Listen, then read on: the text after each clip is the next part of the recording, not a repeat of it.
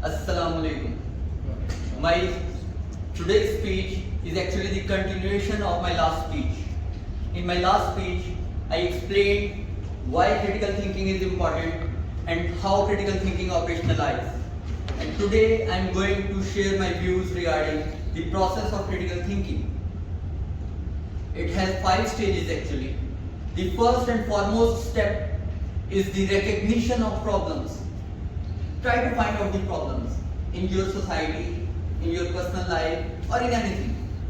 You might have heard there is a mindset of our society: if any person who always criticizes is not a good person. So this is the basic rod of our culture. That's why we have outlawed critical thinking. Anyone who tries to highlight the problems, he will be cursed by the society. You are a fly who love to sit on a shade. However, we need such insects. If we do not find such insects, our culture will not be purified, our society will not be clean, and our politics will never get better. Neither we move towards science, nor do we get progress. So there must be a problem finding lens that is important for every personality. Second stage, finding real problems against fake problems. So how can you find the real problems against fake problems? Whenever you find a problem, try to connect it with the evidence. For instance, if I say that our society has lots of problems because we have anti-scientific thoughts, I will connect this statement with the total number of research articles published annually here. I will also have a comparison of software, selling software with the Indian market. I will justify my statement with the similar evidences. But if someone says that our society is lagging behind because our people are not honest, so this is really hard to substantiate such a general statement and prove it with logic because it is based upon emotions. That's why this cannot be proven. So this is a fake problem. Real problem is the one which can be connected with the logic on the basis of evidence. Third step, evaluation of argument. Whatever you hear, it should be analyzed critically. Try to find out the evidence regarding any statement. For example, you have heard several times that Pakistan was founded to be alive on world's map till the last day of judgment. It can never be broken. Now you need to analyze this statement. You need to research about it. If any piece of land was separated from Pakistan since 1947, Google will tell you that Pakistan was broken into 2 pieces in 1971. And we already have lost 51% and 49% is remaining. So this statement cannot be justified. A critical thinker will say that you are lying. We already have lost 51% of our country. So how can you say this? In this way, a critical thinker will win the debate against any sensational statement. Whatever you hear, it must be evaluated critically.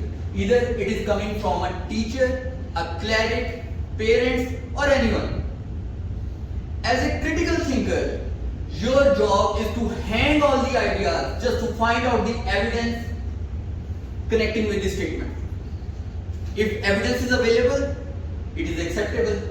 If evidence is not available, you need to behave like a skeptic person. Number 4. Draw conclusion. For example, if I am informed that the financial system of our country has been destroyed by the wrong deeds of politicians, I will analyze the history of our country and would come to know that country was not ruled by the politicians during 35 years in 75 years of total history. So I cannot draw this conclusion. I will change the conclusion and will say that establishment, martial laws and inefficiencies of politicians have moved our country towards destruction. I will analyze the situation based upon facts and will start my conclusion. And my conclusion will be packed with evidences. Fifth, reconstruction of beliefs.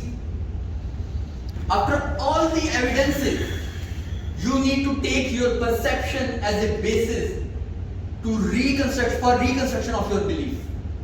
That means I myself will decide that I will believe on this or not after all the stages that I have to go through as a critical thinker. Friedrich Nietzsche has shared his views in one of his books. A higher man should have the capacity of trans-evaluation of all the morals. That means a great man should analyze all the values, test all the disciplines, reconstruct all the beliefs, and then accept them. For example, we have heard that possessiveness is good in relationship. This has been taught to us and we are practicing this. But this is a soft form of control which has negative value. I evaluated this concept and decided this is foolishness because this is the hurdle in the way of my freedom. Someone else will say that I do not like when you do this, or I do not like when you talk to someone else. So he is controlling my freedom. So possessiveness is not a good virtue, but it's a bad value. So this is not possible to accept all those ideas in the same way. You need to reconstruct your belief system on the basis of logic. There is a common saying that a critical thinker will have to face that whenever we start following the concept of critical thinking, we start violating lots of rules. So this is the job of a critical thinker to avoid all the biases and follow the way of rationality, evidence and reason. And wherever these values take him, he must go with them. He should not be frightened from any difficulty or social barrier. Like if I do not support a popular political party, the masses will kick me off or apply sanctions against me or spread hate against me.